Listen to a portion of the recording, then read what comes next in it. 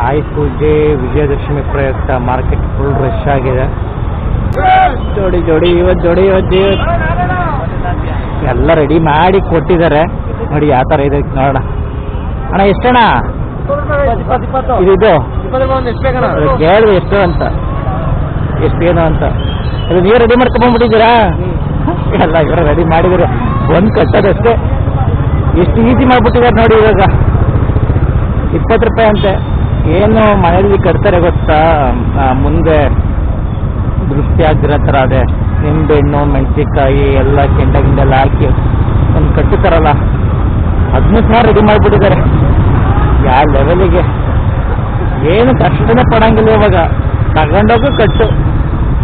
ಮನೆಯಲ್ಲಿ ಆ ಥರ ಈ ಥರ ಮಾಡ್ತಿದ್ರಲ್ಲ ಹಿಂದೆ, ರೆಡಿ ಮಾಡಿ ಎಲ್ಲ ಇಟ್ಟು ಕೊಡ್ತಿದ್ರಲ್ಲ, ಆ ಥರ ಏನಿಲ್ಲ ಇವಾಗ. ಫುಲ್ ಈಸಿ ಮಾಡ್ತಿದ್ದಾರೆ ಮಾತ್ರ ಜನಕ್ಕೆ.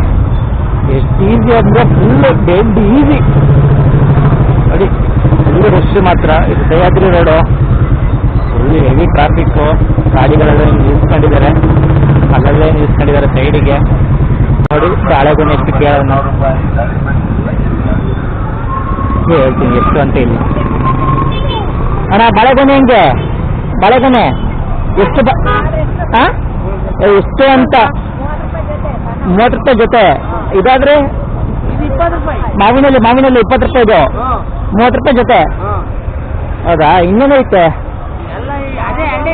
ಹಾಂ, ಯಾವ ಊರು?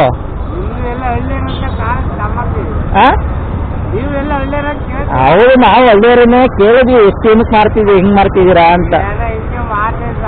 ಯಾವ ಊರು ನಿಮ್ದು? ಆರ್ನಳ್ಳಿ. ಹಾಂ, ಸರಿ. ಹಬ್ಬಕ್ಕೆ ನಿಮ್ದು ಎಲ್ಲ ಕುಯ್ಕೊಂಡು ಮನೆ ಹತ್ರ ಬೆಳೆದಿರೋದ ಏನು?